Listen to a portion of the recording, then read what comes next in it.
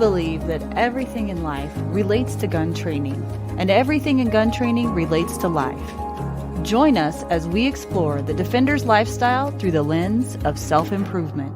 Welcome to Defenders Live.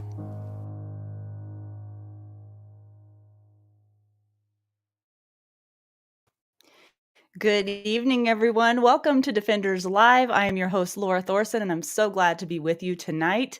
We have an incredible guest on tonight. His name is Thomas Yoxall, and he has a survival story that he's going to share with us that I think will provide some valuable insight into the defensive use of firearms and preparedness. But before we get to Thomas, I just want to thank all of you for attending tonight. If you're watching this as a replay, welcome. We're glad you're here. And if you're new, welcome. We're glad that you're here as well. Please let me know where you're watching from in the comments. You guys know the drill, the guys that are here every week and gals. I'm so glad to see you here every Wednesday night. Don't forget, we'll be having a live Q&A at the end of the broadcast, so be ready with questions for Thomas. We'll be gathering all those up throughout the broadcast, so if something pops in your head, don't be afraid to put that in the comments, and we'll gather those at the end. And feel free to comment and banter during the broadcast as well. And also, don't forget to drop in the comments your win of the week. That is a new thing we've been doing, and I think it's going pretty well. So I'll be sharing my win of the week later in the broadcast, and we'll be gathering those for everyone to share as well. So think about what your win of the week is. It doesn't have to be anything big at all, just something that you can celebrate. As always, the founder of Defenders USA, Adam Winch, is behind the scenes tonight helping me. Thank God, I always need all the help I can get. And so we may see him pop on the screen from time to time. Hey, Adam. Hey, and I want to jump in here for a second. Two different things. One, we just set up a course that's coming up in the Dallas-Fort Worth area at Defenders Outdoors. And so it'll be up on our website soon. Two, we've been having issues with our website. We've got a new website. So go take a look at it. But understand there's a couple things that are broken on there. We're going to fix those here hopefully tomorrow, or I'm going to go tear somebody up. Three, I went and picked up my kiddos tonight. I had to go pick them up somewhere. And when I went there, as I was going there, I had a car wreck almost happen right in front of me. And so I slowed down, reached back to grab my IFAKs because it looked like it was going to be a bad one. And I realized all my IFAKs, individual first aid kits, I had forgot at home in the garage, and I hadn't put them in the truck. Boys and girls, don't be like me. Carry your IFAKs. They save lives. See ya. Absolutely. Yep, that's a good reminder. You can find those Defenders USA IFAKs on the partners page of defenders-live.com. Just saying. Also on defenders-usa.com. All right, so we are going to go into my tidbit of the week. I do have a tidbit of the week for you this week. It is near and dear to my heart because I've been going through quite a journey over the past year or so, year and a half now, I guess I could say. And so I've been sharing that with you guys along the way, and anything that I glean from my experience that I feel is advantageous to you, I always want to share with you. So the tidbit of the week this week is called Motivation versus Discipline. So I've learned some lessons lately about motivation versus discipline. Why this hasn't quite hit me until recently, I really can't tell you. Maybe I just wasn't quite ready to understand it yet. But I was struggling with being on the horse and off the horse with motivation in certain areas of my life. And I finally got to a point where I started to ask myself, what really is the root cause of this? In the past, I thought I was one of those people who overdid things, burnt out, got motivated again, recouped, tried again, burnt out, got motivated again, like a vicious cycle, right? But as I got to analyzing other areas of my life where I wasn't like that, I now believe my focus was in the wrong direction. So hear me out on this. The reason I was successful in other areas of my life had nothing to do with motivation and everything to do with discipline. Why had I never thought about it that way before? I don't know. And something just switched in my brain. And about that same time, a mentor of mine, and I'll give you two guesses who that might be, said something to me that was really profound in the moment. Have you ever had someone say just the right thing at just the right time? And I've heard it said that when the student is ready, the teacher appears. Well, it was kind of one of those moments. And he told me that change outwardly always starts from inside. And for example, if you want to become physically stronger, you must first start developing mental strength first. And then the outward physical strength, did I say that right? You must start developing mental strength first, and then the outward physical strength really just becomes a byproduct of the mental strength, of being disciplined mentally to show up and do the thing each and every day. So, if you want to be a better shooter, we all know this. You must practice thoughtfully and with purpose on a consistent basis. But how many of us really, honestly, check that box on a consistent basis? Or if it's not shooting, what can you put in that category for yourself? Again, I'd never thought about training quite that way before. I used to think you just had to be motivated. And I tried to keep myself motivated over long periods of time, which, as it turns out, is impossible. And that might be why I kept falling off the horse and trying to get back on again constantly. So I decided that my motivation should turn into discipline because the fact is, how you feel every day fluctuates a lot. And if I don't feel like doing something, that is very different from doing it anyway. So I believe that the difference between mediocre and great lies in what you're willing to do when no one is watching. You guys have to remember that when we see someone on the YouTubes or on the Facebooks doing something extraordinary and great and wonderful that we aspire to be, you're seeing a highlight reel of that person's life. You're not seeing the hours and hours of hard work behind the scenes or the countless failures that they had to endure to get to that level. You aren't seeing the mental struggles of them doing uncomfortable things day after day after day, or challenging themselves to see themselves as someone who's truly capable of being great. I have a challenge and an encouragement for you tonight. I want to challenge you to see yourself as the person you want to be, even if you aren't that person yet. And then think about, what does that person do consistently? How does that person think? And if you start putting in the work every day doing those things when no one else is watching, you will slowly but surely transform into that person you aspire to be. And then building that inner strength will start showing itself through everything you do in life. And it will show itself in the most wonderful way, you guys. So, whether it's shooting, fitness, or being a better husband or wife, how you see yourself and what you do every day to either validate or invalidate that belief of yourself is putting you farther down one path or the other. I believe that you are never riding down the middle.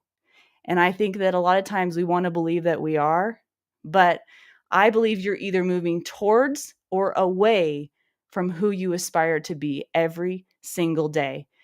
And it's up to you to decide which path to choose and to do it with intention. And lastly, I just want you to know, guys, and I know you know this if you know me at all, I'm not saying I have it all figured out. I'm so far from it. It's ridiculous. Okay.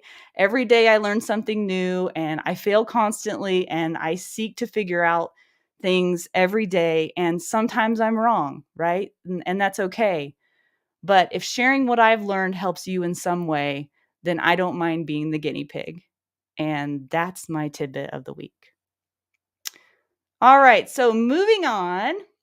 We're going to get to our special guest here in just a second, but I just want to remind you, if you haven't already joined Defenders Live with Laura Thorson, Facebook group, YouTube, Rumble, go there, like, share, subscribe, do all the things, please and thank you, and defenders-live.com. I'll be talking more about that later. So let's look in the comments. Oh my, we've got some great watchers here tonight. I have a Facebook user. I don't know where you're from, but hello, I'm glad you're here. We've got people here from Colorado and Oregon.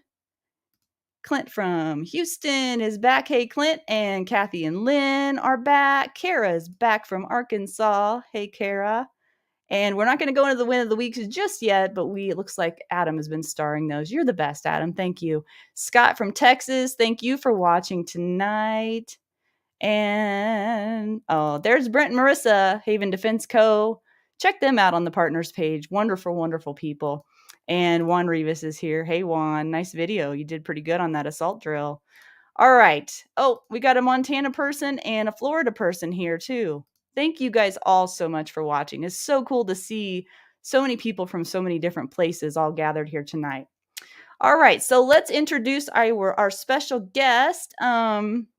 So I just want you to know before we get started here, I'm going to be hearing this story for the first time, guys, along with the rest of you. So some of the questions I have, they're going to be pretty organic and never done that before, but I think that's important to hear it for the first time along with all of you guys. So Thomas Yoxall was born and raised in Arizona. He's a freelance photojournalist and an outdoor enthusiast, as well as the creator of Get Out Arizona on YouTube. So check that out.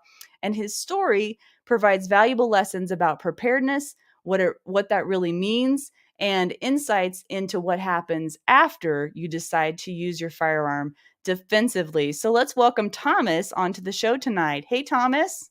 Hey, how you doing? Great. Thanks so much for coming on and sharing your story with us. Yeah, it was my pleasure. Yeah. Well, we're really looking forward to it. I know a lot of people have commented that they're looking forward to it. So, could you start with just some context and background before you get right into the story? Maybe possibly about your growing up. I know you said you grew up with firearms. Yeah. What kind of training you had and that kind of thing, and just maybe just your mindset in general before Yeah. everything happened. So, born and raised in Arizona, we're a firearms friendly state. We always have been. I started shooting at the age of 5. My father took me out for the first time. I started hunting at the age of 6. And from the onset of that first encounter with a firearm, using it, he was very strict on gun safety, proper manipulation. He really drove home how great a responsibility it was to be a gun owner. And he actually compared it to a greater responsibility than being a parent in some ways. So I always took that to heart. Actively shot with him. I turned 21. I buy my first 9mm pistol. For those my age, the Ruger P89 was the big pistol back then. It was a tank. But it was inexpensive, and that's what you bought for your first pistol. Here locally, the indoor range on the west side of town was Shooter's World at the time, only indoor range at the time. And so I would go there to shoot. And that's where I met the first group of instructors and people who had a much greater discipline and skill set than myself. But they saw I was there on a consistent basis. They saw I wasn't fooling around. So one day they asked if I wanted to shoot with them and actually learn some stuff and train. Of course, I said yes. And so that's really where that training started for me. So I was about 23 when that happened. And I learned very quickly that firearms manipulation is a diminishing skill, and it's something that you have to make time for. It's not going to make time for you.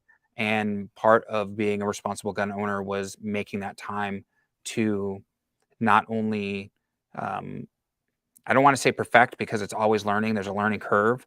Especially back when I started shooting, it was modified Weaver, and then it's now like Oscilles, and now there's so many different variants. But really take the time to slow down the actions and realize and practice that repetition. And it was good. It gave me a chance to really learn rifle and really learn shotgun as well. Proper holster, proper draw technique. The fact that life was not an indoor range, we trained outdoors a lot. So it was learning how to take control of essentially a 360-degree theater while training, and what that actually entails, and being cognizant of your backstop and what's behind that target. So it was really good. And I always made it a point to at least, try to every other month I'm out at the range, and I'm not just out at the range, hucking rounds at paper targets or glass bottles or something. I'm out on the range with intent and purpose. And so that's always kind of been my mantra.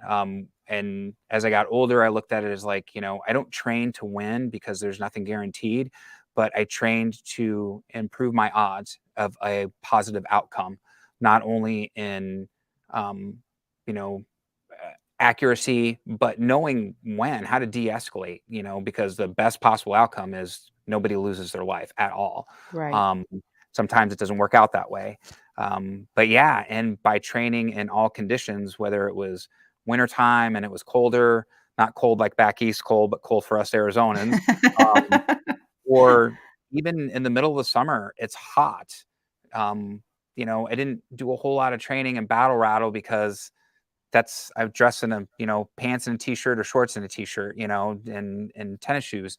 So I knew in my head that if I ever had to be in that position to use my firearm for self-defense or defense of others, that's how I was going to be dressed. So I always made it a point to dress and train as real world as possible, because that's where I wanted to be most comfortable. And so when all of this ended up happening, were you carrying consistently though? I mean, yes. yeah, Yes. okay. That was part of your lifestyle. Yeah. And so I always tell people, I never leave my house without a means of defense. And I've always looked at it as defense for others, not defense for myself. I've never been that person where it's like, oh, I can't defend myself. But, I am also aware that the world can be a hostile place. And there's a percentage of the population who isn't adequately prepared. And I don't want to sound disparaging towards them, just that's not who everybody is. And so being the person that would never allow another individual to be victimized, it was also part of kind of like my responsibility. What do I need to do to make sure I can aid and assist others if the time ever came? How am I going to be more effective at that? And that come along with the training. Running down scenarios in my head. I go to a location. It's like, all right, and it sounds kind of, for someone who's not like me or doesn't do the same thing, it sounds odd, but if something were to happen, I'm going to push individuals this way. Here's my cover. Here's going to be my line of fire. All these different things. And that's what we think about when we train too. Mental Not reps. Yeah, and again, not to try to sound demeaning towards anybody else. Everybody has their own training style. For me, I've never understood putting on that full gear. I'm never going to use my pistol to transition to grab a rifle or a bulletproof vest, some type of vest out of my car, my truck. So that's not how I trained. I trained very practically. And that's what's most important to me. And ultimately that's what made the difference was just countless hours upon hours of training with individuals, men and women who were so much more knowledgeable and proficient than myself, and being grateful that they took the time to work with me and to help me develop my skill that I had. So I'm very grateful for that. So tee up the day for us as to what happened, because this is all like brand new information for me and I'm curious. Gotcha. So January 12th of 2017, it was 0400 in the morning when I had left my house, and I'd left my house with a woman by the name of Heidi Jones, and we're on our way to Disneyland. I know, just the irony of that in itself is I never failed to find the humor. Of course, Disneyland did not ask me to make a commercial for them. You just saved a person's life. What are you going to do? Hey, I'm going to Disneyland. It Yeah, didn't that'd work be out that perfect. way. Yeah. So, we leave my home. We're on I-10. Anybody who's familiar with I-10 West towards Los Angeles knows I-10 and Miller Road. It's a truck stop. There's a convenience store called Quick Trip and like a Flying J for trucks or whatever. So we pull off the interstate. We're at the Quick Trip, gas up, road snacks, water, coffee, the usual stuff. And as we're getting back onto I-10 westbound, I see Trooper Anderson entering I-10 from the Interstate 8 exchange, which is San Diego, Yuma. And he goes bombing westbound. Like he's got him lit. He's running code. He's flying. And Heidi and I look at each other and we're like, oh, smokes, it's someone's going to have a bad start to their day. Just kind of joke around about it. And so we continue driving, not paying any attention. It's like he's gone. And so we continue to head westbound. And at some point, we notice his lights in the distance. And at that point, I take it off cruise control and I'm just kind of feathering the gas pedal. I don't know what's going on yet. But then as we get closer, I notice that there's tail lights moving from lane number 2 to lane number 1. So from the right to the left. And to me, that was an indication of a possible vehicle accident. Maybe he was taking up more than the right shoulder. If he had had somebody pulled over, kind of the things going through my head. And so I slow down.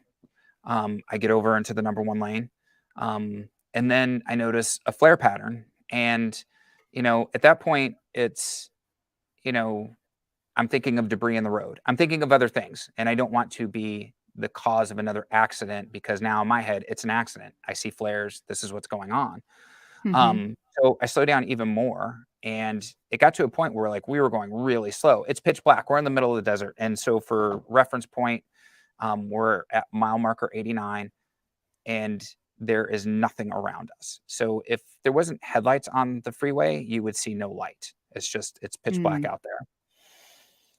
So I'm slowing down. We move over into the left shoulder. So now we're kind of lane 1 left shoulder driving. And as we come up to the back of his cruiser, we see Trooper Anderson on his back. I didn't realize he had been shot at the time, but he had already been shot once. He had had his skull split open, and the suspect was on top of him and was slamming his head into the asphalt, like grabbing him and slamming him into the asphalt. And so think of a UFC fighter on top of an opponent, and that's pretty much what the scene was. And it was at that point I turned to Heidi and I told her to call 911, and everything that I'd ever done training wise kicks in. Like I'm on autopilot and that's it. So I give the truck a little bit of gas because in my head, I need so much room to operate. And, this next sequence of events, even though I'm speaking about it, when speaking to the detectives, they said it was probably somewhere between 7 to 10 seconds from the time I exited my truck to where I the final shot. I don't know how accurate that is. To me, that doesn't seem like a whole lot of time, but weird things happen when you're involved in a situation like this. So I give my truck gas, I pull off into the right shoulder, and I'm canted, and I exit my vehicle with my pistol low ready. Now, it was holstered, but it was in my door panel just for comfort for driving. And, I'm going into California. I shouldn't have even been carrying anyways. But again, I never leave my house without a pistol, and I don't care where I'm going. It's what I take. So I exit. I have my pistol close ready. As I step out to the truck, I'm now, if you want to look at it, like I was in the 9 o'clock position and Ed's cruiser was in the 3 o'clock position and he's pretty much directly in front of it. His headlights are blinding me. So I step off to the 10 o'clock position and I start working my way up and through the right shoulder. But in my mind, I'm checking boxes. I step over a dead female. She's not a threat. And it was obvious that she was dead. And this is why we didn't offer her assistance. I'm walking. I'm constantly moving forward. I see Ed still has his pistol holstered, so I know that's not in the equation. I see the bad guy has nothing in his hands, so I know there's no hand weapon involved. And then I notice a firearm with a slide lock back off sort of in the left-hand lane, that lane number 1. And so I realize there's no other weapons in play here. But I'm also moving myself into a position because Ed's in my line of fire. And I know if I have to fire, I'm going to need a clear line of fire. I don't want to run the risk of hitting him. So I sweep up and around, and now I'm kind of in the 1 o'clock position. And I yell out to Ed, Trooper, do you need assistance? He gives the affirmative. And then I yell to the suspect to stop. The suspect shouts to me to shut up. And so at that point, I push forward. And I ended up firing a total of 4 rounds with 3 hits, 1 to body and 2 to the head. And the suspect falls back. And at that point, and I'm really kind of just going over it quickly here. At that point, I know, and I kind of joke about it. We see people at the range and, they'll take their shots and then the instructor wants them to look behind their shoulder. Ooh, okay, whatever. I cleared the scene. It wasn't like a quick shoulder. It was make sure there's nothing else going on, but kneel down next to Ed, and I tell him, my name's Thomas. That guy's not going to bother you anymore. Where are you injured? And now it's first responder mode. I need to figure out what his injuries are, how I'm going to do to stabilize him until help arrives. And we're in the middle of nowhere, so I don't even know when help's going to get there. After I fired the last shot, Heidi had just gotten off the phone with 911, and now it's a waiting game. So she grabs his first aid kit. We start administering aid, and there's still cars passing us, by the way. Yeah, I was wondering about that. Stops. Yep. Finally, another civilian stops. And by that time, though, we'd had the scene under control. Again, we're just waiting for, presumably DPS, but someone else to arrive. Now, I realized that DPS is going to be coming in hot, or whoever is going to be coming in hot. All they know is they have one of their own who's been, shot. And what do you expect? I mean, you expect them to come out with guns drawn. So I placed my firearm in the right shoulder because I didn't want to have anything in my hands. Like, I wanted to be able to say, hey, here's the situation, and go from there. And at some point, the first officer on the scene was Sergeant Bill Westick with DPS. So he's retired. He's actually works for Washington State now. Amazing gentleman, by the way. He rolls up and he exits his vehicle, and he has his AR slung, but he's in the low ready on his AR. And immediately I throw my hands up. I say, my name's Thomas, Trooper Anderson. He has a GSW to the right shoulder. He has skull fracture, multiple lacerations. I'm giving him all the details. Dead female behind me, approximately 60 feet. Suspect's weapon. I just wanted to give the scene over to him. I don't want it anymore. I'm done. So he takes control of the scene. He gets on the radio. He's relaying information, and now it's a waiting game again.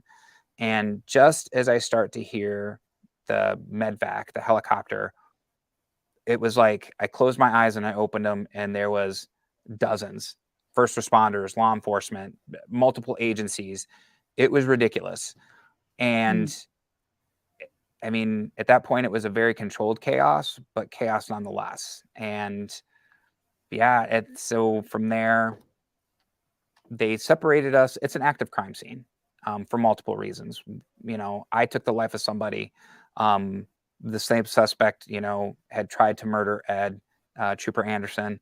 We have a dead female there. I don't know how she had died at that time. I subsequently found out later how that happened. And they separate us. So I'm in the back of Sergeant Westick's cruiser, and they put the other civilian and then Heidi because they don't want us talking to each other. And I get that. That's protocol. So at some point, they take me from Sergeant Westick's cruiser, and they take me across to lane 1 and to that left shoulder and put me in a first responder vehicle. And I believe it was from Buckeye Fire. And I'm sitting in there. And it was at that point that someone had come up to me and said that you're a hero. Oh my God, you're a hero. And I'm like, no. And it was at that point too that I realized, like, everything kind of came into focus. And I said, this was the Lord's work. Jesus got involved. This wasn't me. I'm no hero. I don't want anybody talking about me. Don't mention my name, nothing. Like, I was just I don't want any of it. And I didn't even know what it was. But in my mind, like, that defensive wall already started going up. Because as they're saying this to me, I'm looking at my watch going, if I can get back on the road here in the next hour, I can still beat rush hour traffic. Like, I could still make good time to Disneyland. Really? You were thinking that? Wow. Oh, yeah. Because I was just like blocked everything out. Like, hey, wow. Law enforcement's here, and, I don't have to worry about anything anymore. I'm just going to get my truck and go. My coffee, my can of Skull, I'm ready. I'm done. But that's not what happened. No. So from that first responder vehicle, they take me back across and to the right shoulder area and put me in a fire truck. So I'm in the back of the fire truck, and now other people are starting to come up to me. The sun's risen at this point. Now, so to kind of put this in perspective, when the shooting actually occurred, it was about 04:30, and it's January 12th. So it's colder than 40 degrees because we're in the open desert, and it is pitch dark. And so again, you can't see anything. And so now the sun's finally coming up, and people are coming up to me. And again, they're using the H word. I don't want to hear it. I got people saying, hey, do you need anything? And I'm like, yeah, my cup of coffee and my can of Skull. Okay. Because that's what's going to calm my nerves right now. Because in my head, I'm just like, I'm really more worried about traffic than anything. And it was just my mind trying to keep it occupied. So at some point, I realize my hands are sticky, and it's because they're covered in blood. They're covered in blood from the suspect. They're covered in blood from, assisting Ed. And I can't do anything. I can't do anything because they still need to swab my hands. Again, it's active crime scene, and they need to take the evidence. And then at some point, I realized that I did have a can of Skull in my cargo pocket on my shorts, and I didn't care that my hands were covered in blood. I took a big old nasty dip because I was getting ready to have an issue. So, and then it was at that point too that, the detectives were on the scene and they were going through everything. Everybody from DPS was really awesome. And Detective Eric Lamb came up and said, "Hey, I'd like to ask you some questions. You don't have to talk to me. It was very clear. You don't have to speak to me, but we'd like to get a statement." And I said, "Sure," because in my head, I'm like, I did nothing wrong. I felt that if anything, that was definitely a righteous shoot. And so, yep. And he's like, "All right, well, we're going to have to, take you back to Buckeye. And it's the closest, department, precinct, and we'll do the questioning there." And I'm like, "Sure. All right. Let's do it." So it was about an hour after that. They put us in individual cruisers, Suburbans, and they take us back to Buckeye, and, one by one, they're questioning us, and we're still not allowed to talk to each other. And we go back, and Detective Lamb, and he starts asking the questions. He was very slow and very deliberate. He's like, "Here, I'm going to walk you through. And when I say stop, I want you to stop." And then they would ask clarifying questions. And I told him, before we even really got started, that, I didn't wake up that morning with the intent of taking somebody's life.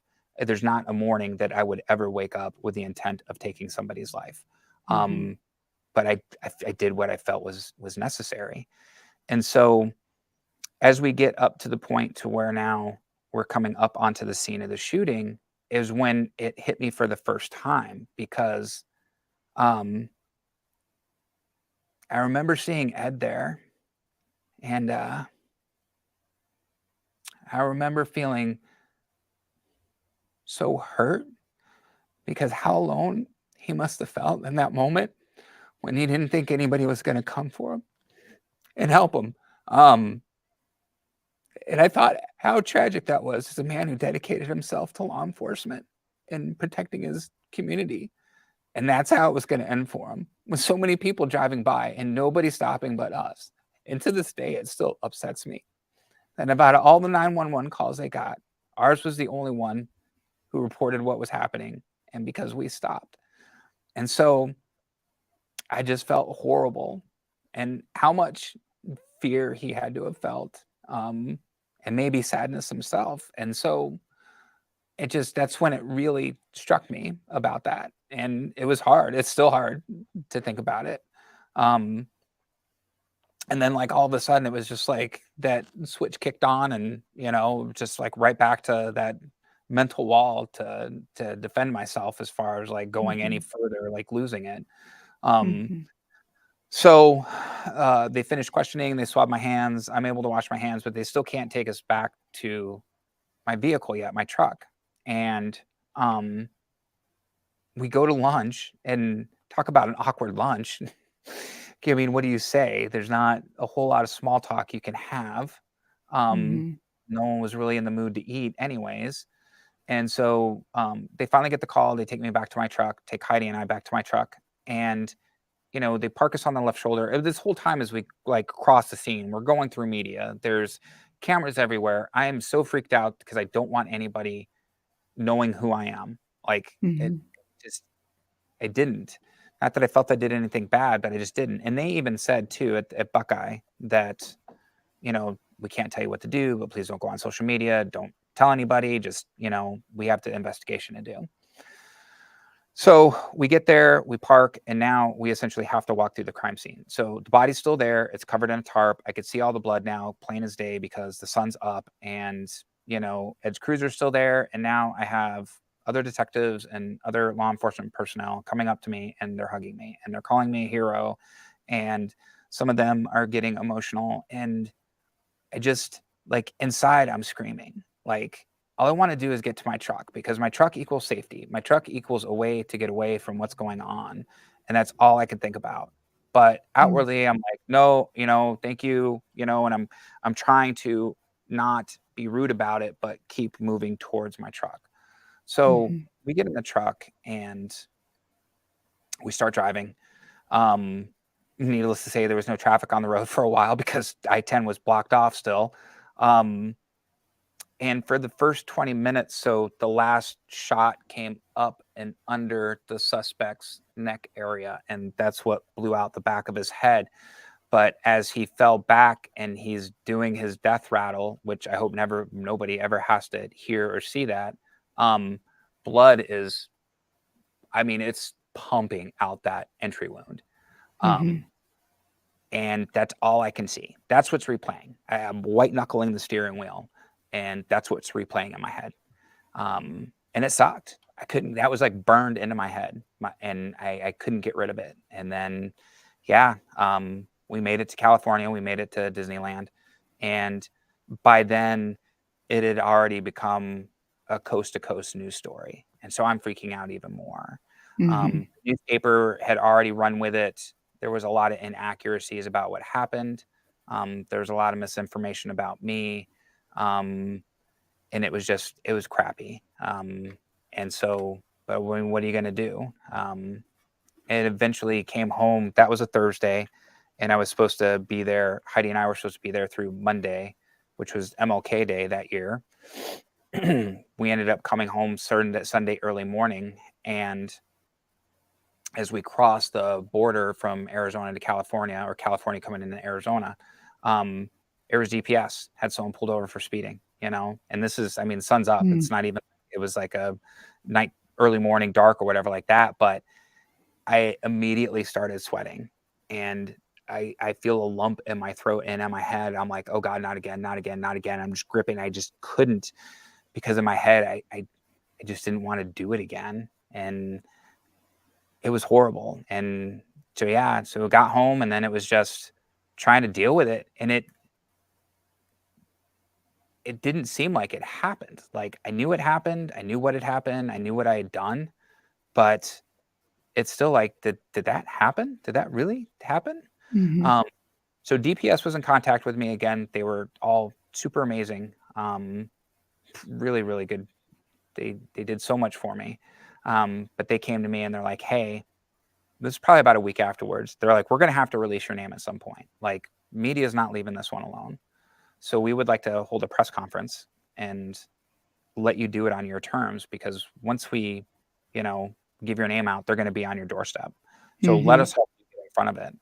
And I'm like, okay. So, the day before we go there, they talk to me about how it's going to go down and everything like that. And I'm like, awesome. This seems simple enough. And then day of, I'm nervous. I asked them to pick me up. Now here again, there's the mentality. Some of the stuff is, I didn't want to drive my own truck because I was afraid someone would see me get out of it and then take a picture of my license plate and figure out who I was. I was getting ready to come out and tell everybody who I was. Makes sense. Yeah, there's little stuff like that. And, the press conference went fine. I spoke, and, I got out in front of the fact that I have a past. I guess you could say technically I have a criminal history, which I'm sure people are going to want to know about. And you can ask questions about it. We briefly spoke about it. But it wasn't anything like major excessive. It was, and so I initially just said, yep, we all got a pass. You got a pass. I got a pass. You guys are running my name right now. You're going to find out about it. I did what I did, but it's no indication of who I am today. I didn't let it dictate my life. And so the conference went good. And right after the conference, I turned my phone on. It's blowing up. Everybody I know is like, oh my God, because I hadn't told anybody. The only person I had told was my past, Now, Sergeant James Smith of Phoenix PD, who was the first person that took me out on the range right afterwards, and that was at the colonel's behest, get him out there, get him on a gun, let's get him back essentially in the saddle. He said, hey, there's going to be a lot of people that are going to reach out to you. There's a lot of people that are going to stop you now that they see your face. And they're going to want to thank you. You may feel like running away. You may feel like screaming. Don't. They don't know how to respond or react. You did something that most people wouldn't. So just try to keep it together as much as you can. And that was great advice, because sure enough, that's what was about to happen to me. Now, the phone calls from my friends and stuff like that, obviously I was able to take those in my own dosage. But the next morning, I go to the Circle K I normally go to get a cup of coffee, and the kids behind the counter, when I walk in, they're like, "Oh my God, dude, you're never going to pay for your coffee again. Crap. As soon as we saw you, we knew." And I'm like, dude, I'm going to pay for my coffee, please. I just want to get my coffee now. I just want to get the heck out. And then I'm getting my coffee and I'm putting the creamer in, and all of a sudden there's this guy, who puts his hand on my shoulder and he's like, I just want to say thank you. I couldn't have done something like that. Oh my God, thank you so much. And I'm like, you're welcome. I appreciate that. And I'm just, again, now it's that whole, I'm out. I just want to not have this occurring. I got to my place of business at that time. And it was funny too, because for the longest time I had retired, and then I was just going to school and doing Spartan races. And I started working again out of sheer boredom. So the place I was working at was called Executive Towers, a 22-story condo place. And I was like the maintenance supervisor. It was like a cakewalk job, but we have 22 floors of residence. And so my office is in the basement. I get there super early. No one's awake, whatever. And then finally my boss gets to work and he calls me on the radio. "Hey, Thomas, come up to my office." And I'm like, "Oh, great." Cause I hadn't even told him. And so when I come up into that lobby level, there's people, they'd put cards in my box. It was really overwhelming. That's awesome. Yeah. And I'm glad James had told me that, because it made it easier for me to cope, where I get it. If you see somebody doing something, an act of goodness that you might not be able to perform yourself for whatever reason, I think in some people are like, they have that awe, like, "Oh my God, I couldn't imagine myself doing that." And so I kind of understood, and it made it a little easier. But what was really hard, so as the weeks rolled on and everything like that, and again, people recognizing me and stuff, the first time I went to a law enforcement event, that I was invited to a law enforcement event, I had a widow come up to me, and she hugged me and she was crying. And she said she wished somebody was there for her husband, like I was there for Trooper Anderson. There's no way to respond to that.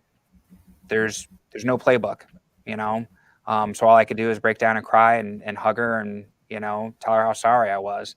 Other officers, lost friends, So he did survive then? Did he survive? Yeah, he survived. So those types of things, were really awkward for me, and they were hard, because now they're reliving it, but I'm also reliving it. And so I never had a chance to really start, my healing process. And it was rough. And so I was fortunate, though. I did have a good network system. It's just, it was hard for me to reach out to them, because again, I'm Thomas, I'm tattooed, I don't let anything bother me. I'm always a person that people come to when they need something, I'm the rock, I'm the pillar. And so for me, showing anything other but strength was a sign of weakness. And it wasn't till James Bird, my great friend James Bird with Phoenix PD, reached out to me and said, "Hey, why don't you come down to South Mountain, the training," because he was a trainer at the time. He's worked everything, brilliant officer with Phoenix Police. And we'll hang out, we'll have breakfast. So I go down there. It was great. We have breakfast afterwards. And he tells me, you have to, accept that things are never going to be the same. You can't just say it. You can't say, "Oh yeah, no, I know." He's like, you have to accept it. Until you get to that point, you're never going to be able to start healing. And he was worried about me. And it was happening so slowly, I didn't realize it myself that I was pushing everybody away. And I didn't abuse alcohol or pills or anything like that, thank God for that. But I could see how that could happen. I wasn't sleeping. I'd have horrific nightmares. I didn't want to sleep. So I would stay awake to the point of exhaustion to where I had to sleep. And then I'd have these nightmares, and then I'd wake up. That morning at the scene, I wasn't worried about myself. other things that were going through my mind was Ed. So in my head, my mind, if Ed died, that was my fault because I didn't respond quickly enough. I didn't give him the right, aid and assistance to stabilize him.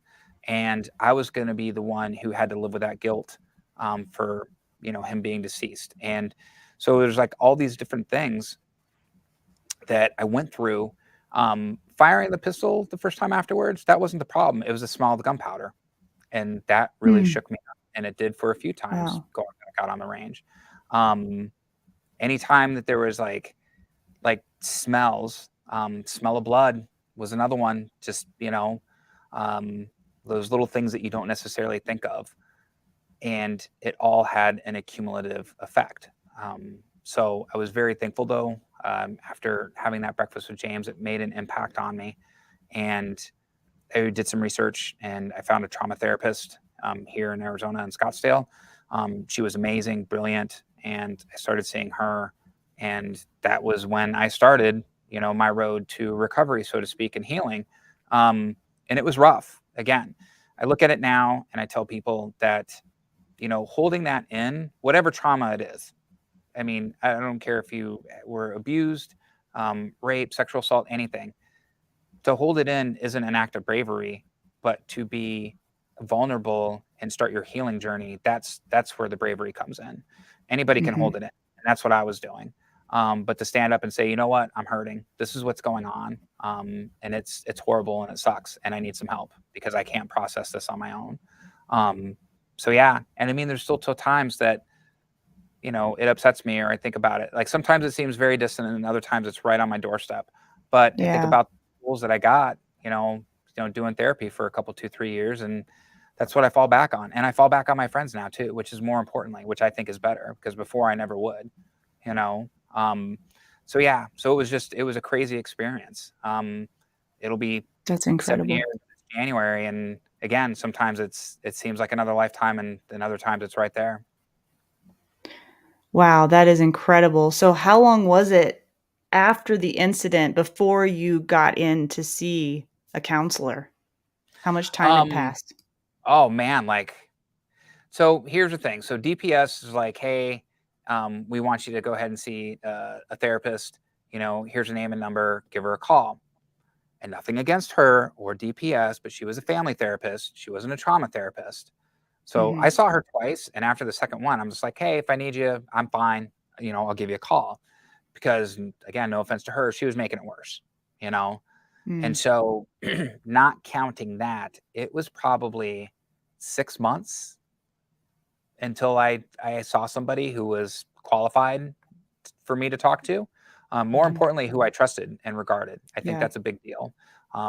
Seeing the wrong person can definitely make it worse, and there'll be no productivity there. But so yeah, it was about 6 months. 6 months I was just walking around telling everybody I was fine, just shrugging it off. No big deal, And yeah, it was the wrong thing to do. So if you had one, and I know there's more than one, but one major takeaway for the people listening to you tonight, what would that be? Well, so there's a few things that morning. One, my faith was galvanized. And again, some people don't like to hear it, but my Lord and Savior Jesus Christ got involved that morning. And it was a long road to get back to him. Believe me, when I do my presentation, I talk about that, what I'd gone through and finding him again and coming back. Because I still don't understand why he chose me. Of all the people on the face of the planet, why he tapped me on the shoulder that morning and said, hey, I got a little something for you that I need you to do. And so that was amazing, and that was miraculous. And to that, I'm always grateful, because not many people can say that they, one, had the opportunity to do what I did, but two, feel that love of Christ on their heart, after the fact, and knowing that it's going to be okay. But two, it was vindicating to me, because I always said I'd be the person that would get involved, that would make a difference. And that's why I carried a firearm. I don't carry it as a talisman because I'm Billy, strong guy, not to be some, macho man. I don't understand some people and their mentality. I carried it because I believed that the world's an ugly place, and people can't defend themselves, and that's where I'm going to step in if needed, and this is why I trained again to have that improved odds. So if you're currently a firearms owner, or if you're thinking about becoming a firearm owner, I would say train. Search your heart first and make sure you're doing it for the right reasons. But train. Just don't train on the range. Don't go to a gun range and shoot it, 20 yards in climate controlled conditions. Push yourself. Pay the extra money to take classes from qualified, please, for the love of Pete, qualified instructors, so you know how it is to manipulate under different conditions. You don't need any fancy dress. You don't even need a fancy gun. You just have to have that mindset that this is what you want to do. You want to improve yourself for the sake of others. And then just do it actively and do it often is the best advice, what I would give. One of the things it would give, because if I'm anybody else and I don't have the training that I have and the experience that I have, that's a bad morning. I probably wouldn't have stopped. But for someone to stop and not have that experience, that calm under pressure that was simulated, it was never real world. We can only, again, hope for the best, because none of us know how we're going to react in a time like that. Holy smokes. But you need to. You're again, as skilled as I am, half a dozen legitimately things could have gone wrong that morning, and the outcome's completely different. So yeah, so we do it again. It's not just for yourself; it's for the others who you would help in that situation. And again, the best outcome is nobody dies. I would never want to be in a situation again where I was forced to take the life of somebody to save another life. That's not what I'm about. But sometimes we have to. And I've told people, I had never seen evil in my life until that morning. That man was pure evil. The look on his face, that was it. And so, and one of the, I take it back. I said I didn't talk to anybody. When I got to Anaheim and checked in, I called my pastor. I had a real issue with what I did, again, we say, we would do it, but until that time comes, you never know. And so it was a bit for me to reconcile. But ultimately I did. And again, I'm thankful. I'm thankful that I had my faith to fall back upon. And I want to give a big shout out too to John Correa, because we've had several conversations about this and his, unwavering faith. Jesus, the man has faith. But his ability to talk and interpret that in a way for people to understand, had made a huge difference for me as well. And so that's a debt of gratitude that I don't feel I can ever repay. And to everybody else who had helped me along the way back out of it. Because it's not Hollywood. There's no high fives. There's no going to the bar and getting drunk with your buddies afterwards, waking up the morning and getting the paper and waving to the neighbor, hey, how's it going? It's serious dope. And it was at that point too, it really made sense when my old man told me, greater responsibility than having kids in some aspects, and so, yeah, so it was just one of those things. I'm grateful that Ed's still alive. He's still an amazing driving force in his community with all the work he does with youth and youth sports and helping the high school kids find scholarships for, athletics and stuff like that. He's a great father, great grandfather, and so it makes my heart happy that his legacy will continue on. And he will be able to now make an impact, a continued impact in the lives of kids, and so it's a nice ripple effect. It's nice of it to think of it that way. Absolutely. Hi, Adam. Thomas, if I can jump in, right? Sure. Somebody who's lived behind the badge for a long time, and as somebody who loves somebody who's behind the badge desperately with all that I have, I can't thank you enough. I've taken a million notes. I've had a million questions for you, just like everybody else does. But can I ask you this? Sure. One, how did it change you? Because I know using a gun defensive life is life changing. It is. Two, the importance of, if you don't mind stepping on that again, of talking to those who can help you work through this, because in litigious America and social media driven America, that's such an important component of it. Right. And then how it has in the long term grown you, right? I see that too many of us look at our gun rights as a right, where I see it more as a responsibility. And I'd love to hear your Absolutely. thoughts on that. So for, I guess we kind of go in different order there. The importance of reaching out. So I've never really said this, and I guess now would be a better time to share that than any. I was a suicide waiting to happen. Yeah. That's how far it had gotten. And if James not reached out to me and said, hey, let's have breakfast, let's talk, because he was genuinely worried about me, I might not be here.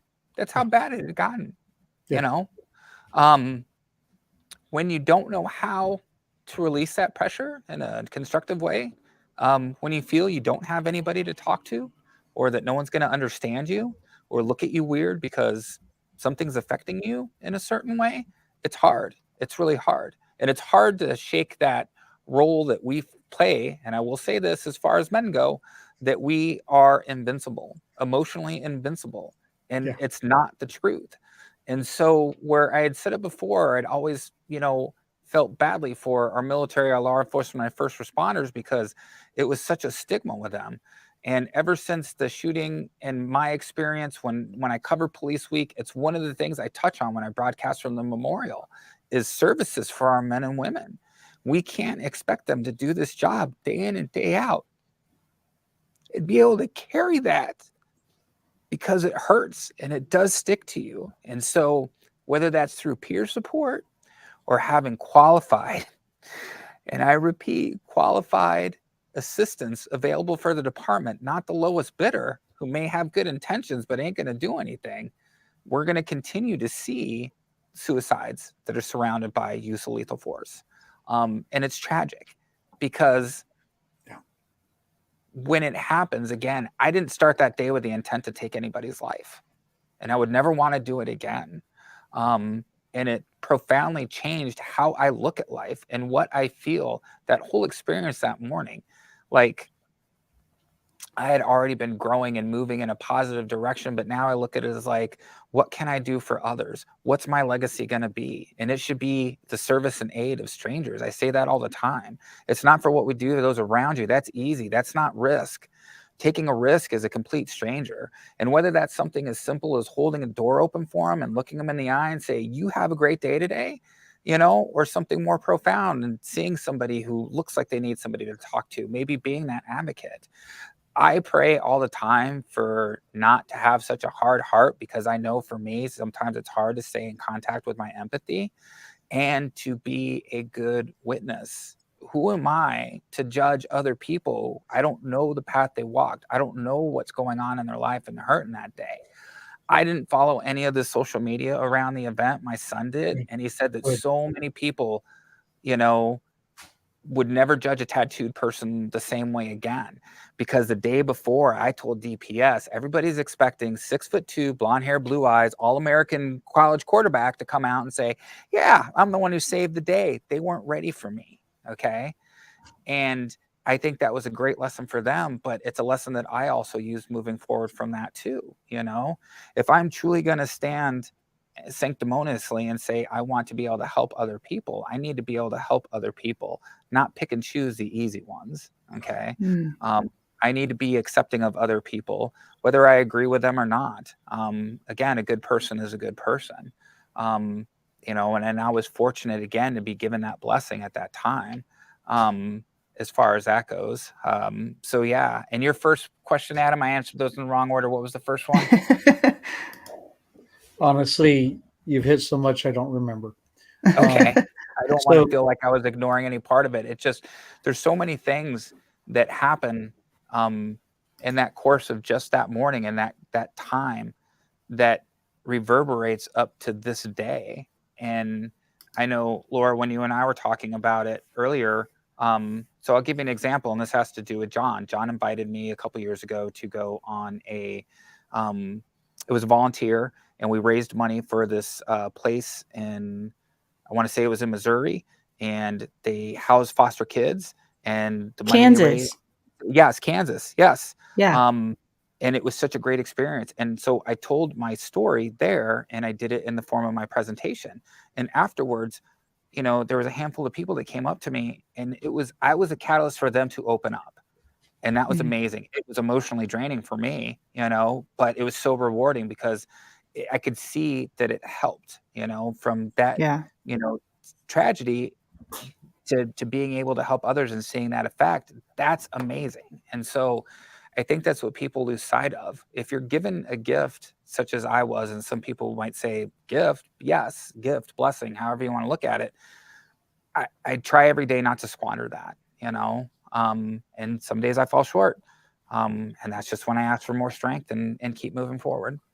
Thomas, Laura, if I can jump in, I think that, and tell me what your perspective is, that I look at it as if that day comes for me, for you again, that that we're called to it, and better you than somebody else, right? The dealing with it is hard in the aftermath, but it seems to me like you took the responsibility of training yourself to get there and preparing the heart for that day. And though you don't want it, it's a surprise when it comes, that you answered the call.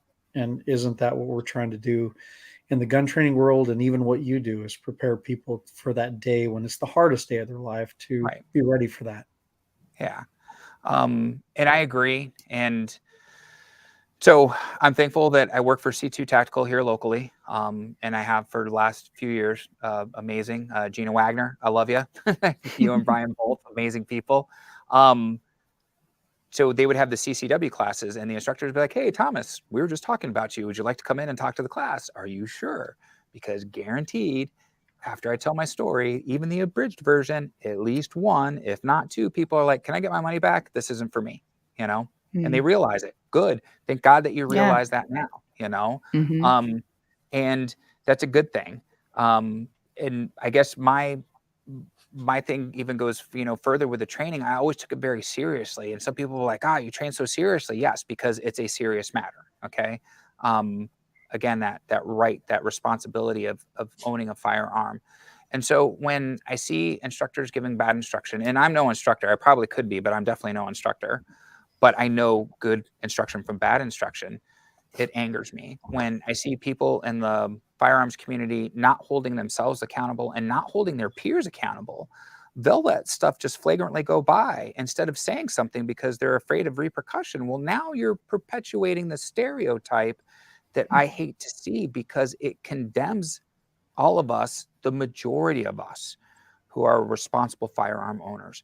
And whether or not we would ever train to the level of, you know, you guys or me, to take it upon ourselves to be that person to make a difference in someone's life, Lord forbid it happen again, or to anybody else for that matter, it condemns all of us. And so I think that's something that we need to work on industry wide, is how we handle those things. We have to be able to agree. We have to put aside ego for the sake of hubris, and we need to come together collectively moving forward.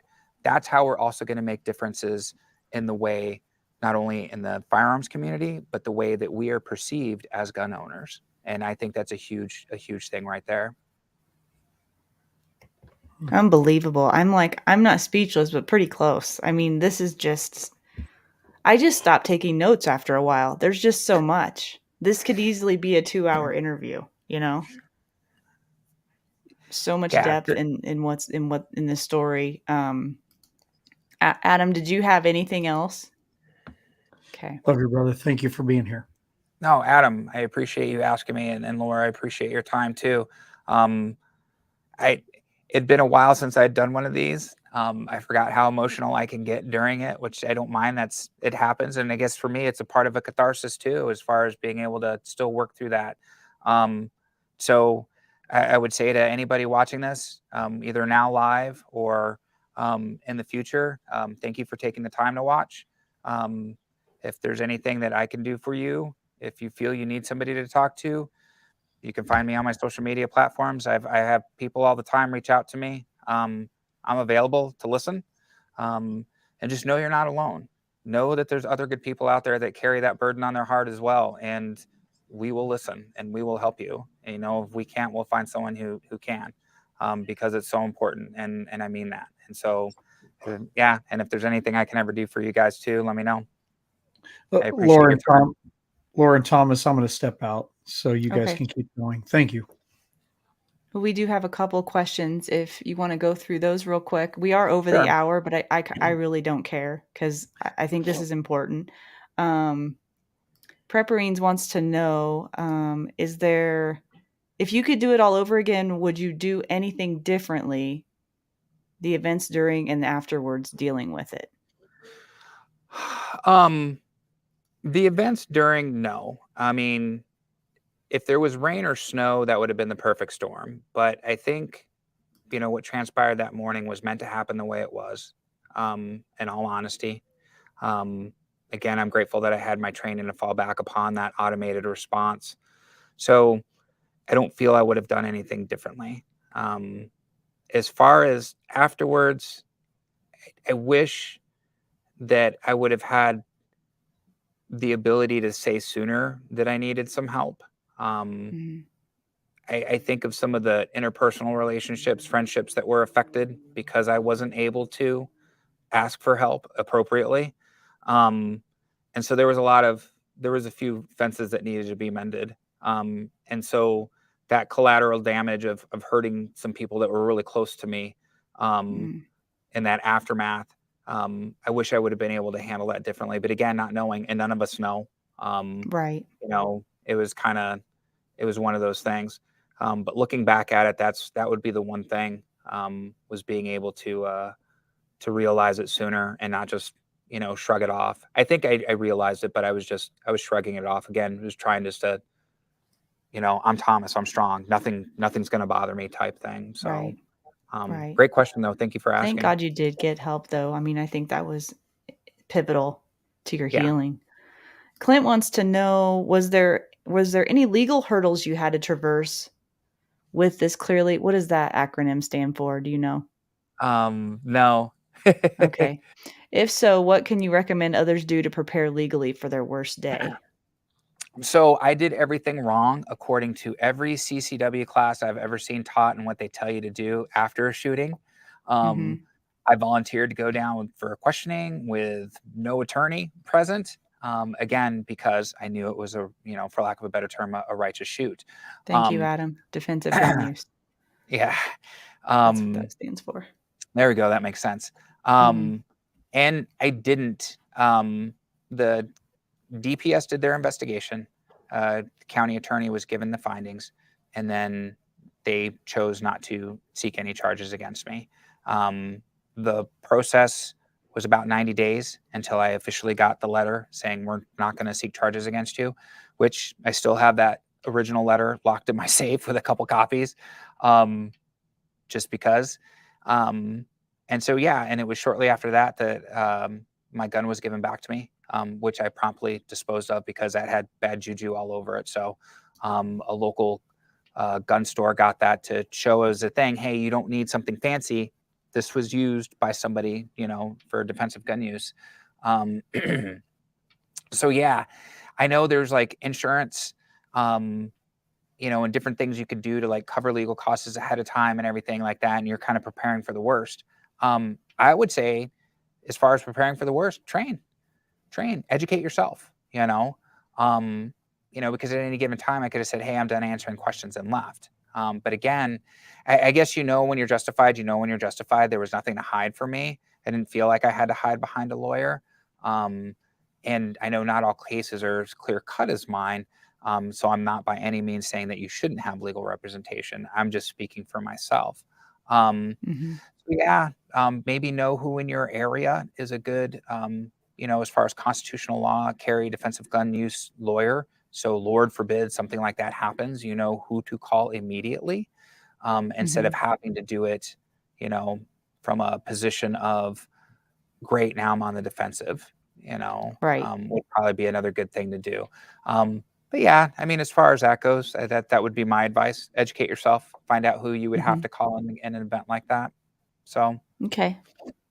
One last question here. sure. I don't know who it is, but they say, I feel like you and the trooper are great friends now. Is that true? So yes, so Ed and I became very good friends. It was really nice to see him for the first time after the shooting and see that he was healing and stuff. And over the years, we've several times, when we can, when our schedules allow, we get together for breakfast because breakfast is the preferred meal to conversate over. For my group of friends, anyways. Last year I saw his uh, youngest daughter get married, which was awesome, and Oh, it was great to see him there and being able to give her away. So again, it was just another one of those things where um, you don't know the difference or the impact you can have in somebody's life. Again, from something as simple as saying, "Hey, have a nice day," to something as profound as this.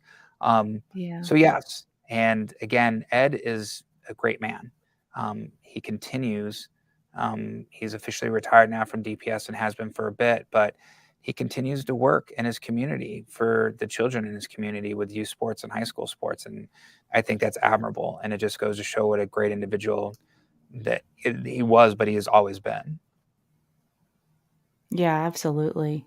Wow. There's just so much that we went over tonight, Thomas, and I just can't thank you enough for your time, um, for your vulnerability, for you being just so incredibly honest, and showing your heart. I think that is, in my opinion, true strength. It really is to be able to go through something like that, come out the other side, and then be able to inspire other people. I just can't say enough about that.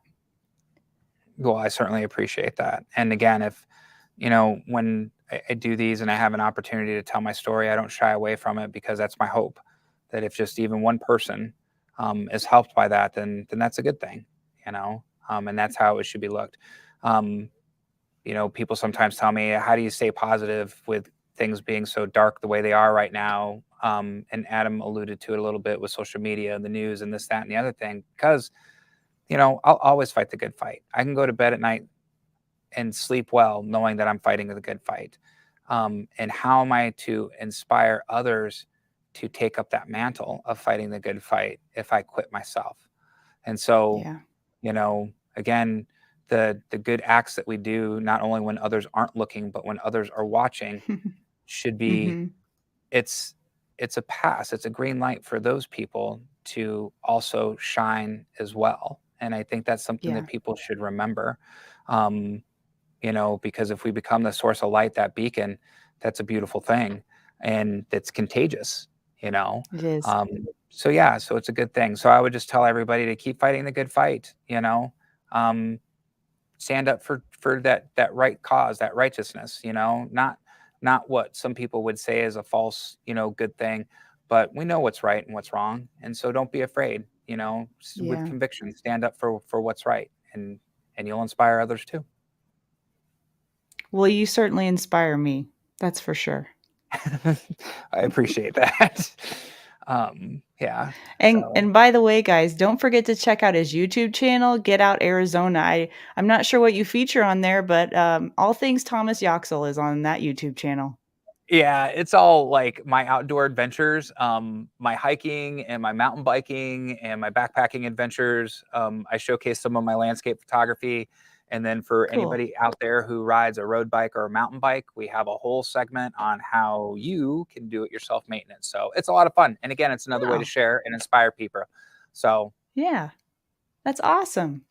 Well, we should probably wrap it up for the night. Appreciate your time again, Thomas. A complete pleasure having you on. no, Really thank opened you. my eyes to a lot of things, and I know you've inspired a lot of people tonight. So, again, thank you for your time. No, thank you, Laura. And thank you everybody much for your time and taking the time to watch tonight. Awesome. Well, we are going to go into, I know I promised we need to do wins of the week. So I'm going to do those really quickly. Don't leave yet. Wins of the week really fast. And then I'm going to let you know who's going to be on next week. Okay. So stick with me just a little bit longer. It's not past your bedtime, is it? All right. So we're going to share our wins of the week. My win of the week is not something you would think would be a win of the week. So last week I went to a defensive pistol match and my gun went down during one of the big stages and I had to quickly get my gun back up and running and continue the stage. And instead of looking at that as a, throw my sucker in the dirt moment because my time was all messed up because my gun went down and I had to get it back up in action, I actually was kind of like, that was the perfect opportunity under stress to have my gun go down and it not be an actual self-defense situation, to see if I could get it back up and running again quickly. And I did. And I was proud of myself for that. So I look at that as a win. Did I win the match? No, but it was a good test for me to see what I could do. So that was my win of the week. What do we got from you guys? Kathy says my win of the week. Our win of the week is our training tonight after work, reloads and single-handed shooting. Cool. And Kara assembled and disassembled a VP9 today in HK's VP9 Armorers course. Cool. Very daunting, but I think I've got the confidence to do it myself at home. That's good. That's a good win of the week. And Adam's win of the week, getting back into dry fire on a serious level. Uh-oh, Adam's getting serious again, guys. Watch out. Serious level after allowing too much busyness, life, travel, and more to get in the way. Totally understand that. Haven Defense Co., Brent Hickman, completed reading Design for How People Learn, Starting to Others. Yes, that is one of the books we're reading for the Active Self-Protection Instructor Cohort. So yes, we're all reading lots of books. And I think that's all of the wins of the week we have right now. Oh, wait, here's one more. My win is that I'm headed to Grand Junction to take long-distance precision rifle with Defenders USA. That's awesome. Honestly, I think that Russell's probably one of the best precision rifle guys and Miles I've ever encountered. And I'm not just saying that. I've heard lots of other people say that as well. So that's great. Okay, so let's go into what to expect for next week. Really quickly, guys, I need your help. Our friend Brian Hill from The Complete Combatant is going to be on next week, June 21st. And it's the third time he's been on the show. He's a recurring guest for a reason. He is requested by many people, and he is here. He's going to be here to share his wisdom. He's just an incredibly articulate, brilliant guy, and he is a firearms instructor from Georgia, and one of our favorites to have back on the show. So if you have anything in particular you'd like Brian Hill to cover next week on the show, be sure to email me, laura@defenders-usa.com, and we'll consider maybe some of the topics you guys want to hear, because that's what we're here for, is you guys. So please give me feedback on that. I'd love to hear from you, and I can't wait to see you next week, Wednesday at 7 p.m. Mountain Time. Until then, take care.